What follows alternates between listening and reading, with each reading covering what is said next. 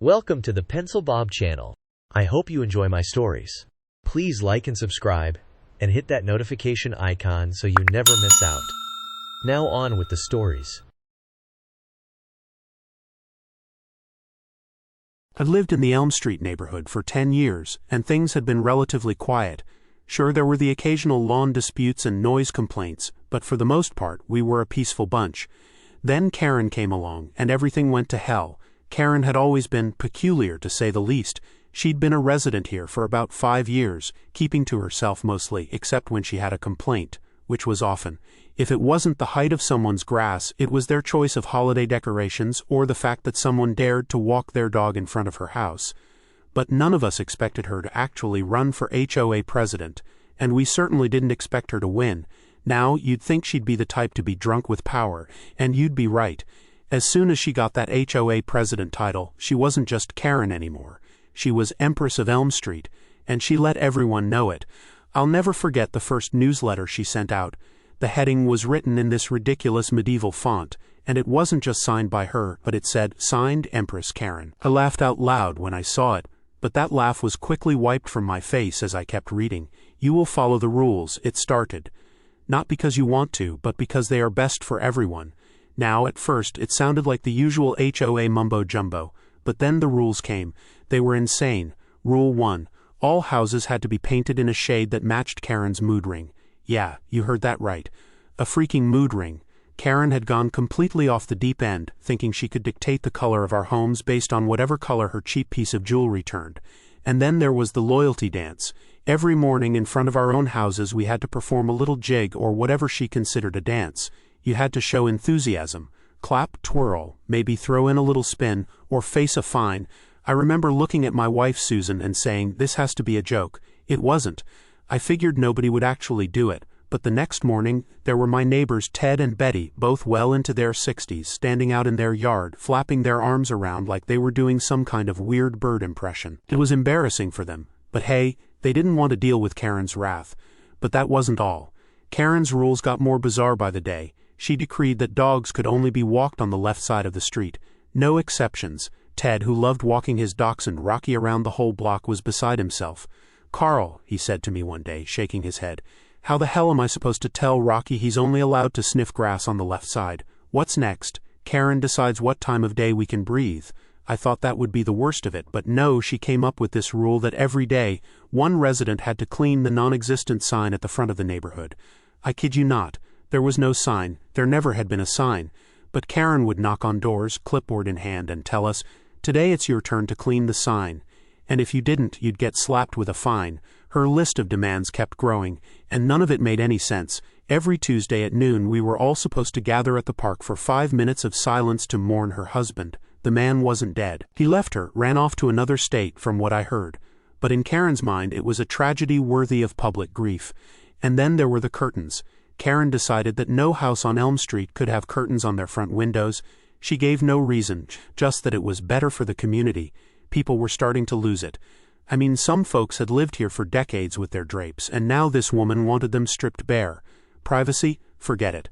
The color-coded parking system was the final straw for many. She split the neighborhood into zones based on car colors. You had to park your red car in the red zone, your white car in the white zone, and so on. My car was silver, and apparently silver didn't fit into any of her categories, so I wasn't allowed to park in front of my own house. I had to leave my car on the next block, which was ridiculous. The parking issue alone had people muttering about revolts. She even forced us to check her website twice a day for updates. Karen was always on some power trip, changing the rules on a whim. She'd update the website in the dead of night and expect us to catch up by morning. And the fines? Oh, the fines. You'd get fined for not being enthusiastic enough at one of her community events, or for failure to appreciate her leadership. What does that even mean? Appreciate her leadership? We were all too busy trying to keep our homes from turning into extensions of her fantasy world. Karen became relentless. She would go to people's houses every day to personally tell them what they were doing wrong. "Carl," she'd say, arms crossed, tapping her foot, "I noticed your grass is 2 inches too long. You've been fined." I'd argue back, of course, trying to get her off my porch, but arguing with Karen was like arguing with a brick wall. She was never wrong. Ever. Ted was the first to crack. One morning as we gathered in the park for the Karen's lost husband vigil, Ted finally snapped, "I'm done with this," he muttered under his breath, loud enough for me to hear but not quite loud enough for Karen, who sat on a folding chair in front of us, eyes closed like she was channeling some kind of spiritual energy. He walked out of the park, tossing his arms up in frustration. I wished I had the guts to follow him. As things spiraled more out of control, Karen decided she needed her own security force to enforce her rules. And who did she hire? A bunch of washed-up mall cops. Guys who couldn't even secure a food court were now patrolling our streets, knocking on doors and handing out fines left and right. They loved the power Karen gave them, of course. They'd even set up shop on Karen's front lawn, next to the ridiculous throne she'd built for herself. A gaudy thing painted gold with a cushion that had Queen embroidered on it. It was all too much. One afternoon, I saw Karen sitting there on her throne, staring at the sky. When I asked her what she was doing, she told me she was thinking about the weather. Apparently, Karen now believed she could control the weather with her HOA bylaws. She had really lost it. "Carl," she said seriously, "I'm working on a bylaw that will help us avoid rain on weekends." I had no words. How do you even respond to that? We, the residents, had had enough. We started talking, planning how to overthrow Karen's reign. I remember the first meeting in Ted's garage. About 15 of us showed up, all fed up with the curtain rule, the dog walking rule, the constant fines. Susan said, "We have to get her off the board. She's completely lost touch with reality." Everyone agreed. We had to do something. After weeks of planning, we managed to contact the rest of the HOA board. They had no idea what Karen had been up to. She'd kept them in the dark, too. They acted fast, calling an emergency meeting and officially ousting her from the board. We thought that would be the end of it. Finally, some peace. But Karen, she didn't care. She set up her throne permanently in the front yard. She still strutted around, clipboard in hand, going door to door, telling people what they were doing wrong. If you dared to argue with her, she'd just wave her hand dismissively and say, "The rules are the rules." She wasn't even on the board anymore, but she still acted like she was in charge. The woman was untouchable, at least in her own mind. Some days I'd catch her sitting on her throne, looking up at the sky like she could really make the clouds part with the flick of her wrist. "Carl," she'd call out to me whenever I passed by, "don't forget to check the website. New rules coming soon." No one knew what to do about her. The cops didn't want to get involved. She wasn't exactly breaking the law, just everyone's patience. People joked that maybe it was time for Karen to get a one-way trip to the rubber room, but nobody had the guts to say it to her face. Karen, she just kept on, oblivious to how insane she had become, convinced she was the one keeping our neighborhood in check. And who knows, maybe she'll be out there on her throne forever, enforcing her imaginary rules. We'll just have to deal with it, one ridiculous demand at a time. If you like our stories, then please like and subscribe and comment, and remember to hit that bell icon so you never miss out. We have new stories almost every day. When Mildred burst through the door of the bookstore, I could see her coming from a mile away. The furrowed brow, the tightly clenched jaw, and the self-righteous look plastered across her face gave me all the warning I needed. This wasn't going to be an easy day. And of course, she beelined right for the counter. I was barely able to glance up from the inventory list before she was upon me. "Excuse me." Her voice was sharp, like nails on a chalkboard. "Who's in charge here?" I sighed inwardly. "That would be me. I'm the manager," I said, bracing for impact. "Well, then I've got a bone to pick with you. This bookstore is absolutely disgraceful," she said, her face turning a deep shade of red, her eyes narrowing at me like I was personally responsible for every book on the shelves. "Oh," I responded, keeping my voice neutral. "What seems to be the problem?" Mildred slapped her hand down on the counter, her fingers tapping impatiently as if I was already too slow for her liking. "The problem is, I brought my grandkids in here yesterday, and do you know what they found? Filth, absolute filth." I raised an eyebrow, trying to keep myself calm. "Filth, you say?" She huffed, folding her arms across her chest. "Yes, all over your shelves. Books with profanity, books with disgusting topics." She spat the word as if it burned her mouth. "You have books about sexuality, gender nonsense, and that's not even the worst of it. I saw books questioning religion, ones with cursing on nearly every page." Her eyes grew wide as if I should share in her horror. "Ma'am, this is a bookstore. We sell a wide variety of books that cater to different interests, backgrounds, and beliefs.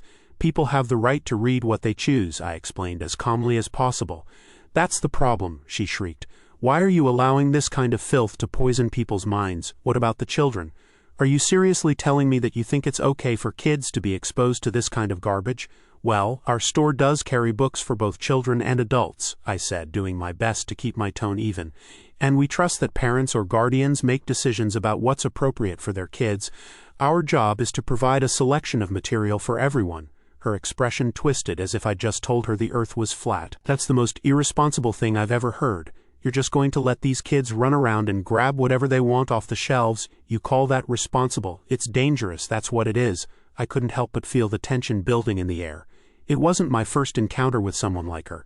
They come in full of moral outrage and demand that the world change to fit their narrow view of what's acceptable. But I wasn't about to let her walk all over me, or this store. Ma'am, I said, looking her dead in the eye, our store believes in the freedom to read. Everyone has different tastes, opinions, and beliefs. We can't and won't censor what we offer because some people don't agree with it. Mildred's jaw practically hit the floor. Censor? She banged her fist on the counter again. You're the one promoting censorship by pushing this garbage. You're censoring good, wholesome books in favor of this disgusting, immoral trash. I blinked. I'm sorry, but I don't see how offering a variety of books is censorship. You're free to choose what you like, just like everyone else. Her face contorted with rage, and I could practically see steam coming out of her ears. Don't you give me that freedom nonsense. There should be limits. There should be standards. This place is turning into a breeding ground for degeneracy, and you just stand there like it's no big deal. I'm sorry you feel that way, but our store will continue to stock the books that people want to read. If there's something you don't like, you don't have to buy it. She looked as if she'd been slapped. So that's it. You're just going to let this bookstore spread its poison, and you don't care about the community. You don't care about the children. I care very much about our community, but I believe in its ability to make choices for itself. I'm not going to dictate what people should or shouldn't read. That's not my job. She stepped back, her eyes narrowing into slits. You think you can just hide behind that excuse? Well, I'm not done yet. Oh no, I'm going to write reviews. I'm going to go online, and I'll make sure everyone knows what kind of filth you're pushing in this store. This won't just be a little problem for you. It's going to be big. I'll make sure of it. I stood there, hands on the counter, not backing down. You're free to do that, ma'am. Just like anyone else is free to disagree with your opinion. Mildred's lips trembled. I'll make sure this place regrets ever allowing this garbage to hit the shelves. And you will regret not listening to me. I could hear her grumbling under her breath, something about sick liberal agenda and brainwashing as she stormed out the door. I turned to one of the store employees who had been nervously watching the whole thing from a safe distance. You okay? They asked, still a little wide-eyed from the spectacle. I shrugged, trying to shake it off. I guess that's what happens when someone tries to ban half your inventory because it doesn't fit into their little box of wholesome. The employee chuckled nervously. Yeah, I don't think she's going to stop at online reviews.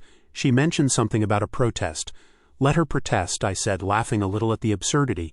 People who want to read controversial books will still come. In fact, it might even help business. Days went by, and Mildred's threats didn't disappear. If anything, they grew. She organized a handful of people, mostly the same crowd that came to her book club, or so I heard. They set up signs outside the store, shouting about morality and filth, insisting that we were promoting sin.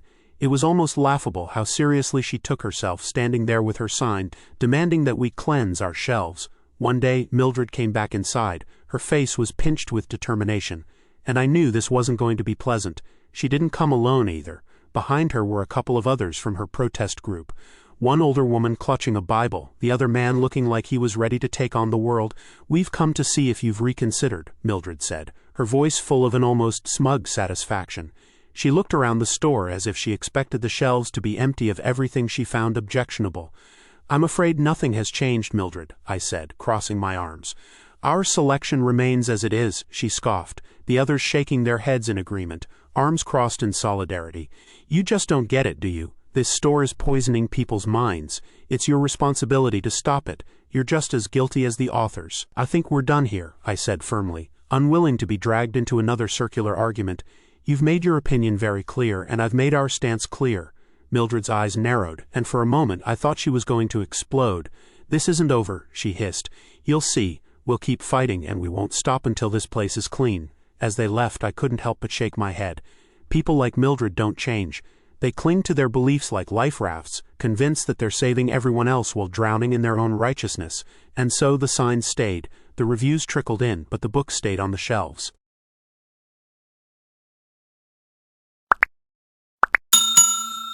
I would like to thank you for watching the video to the end.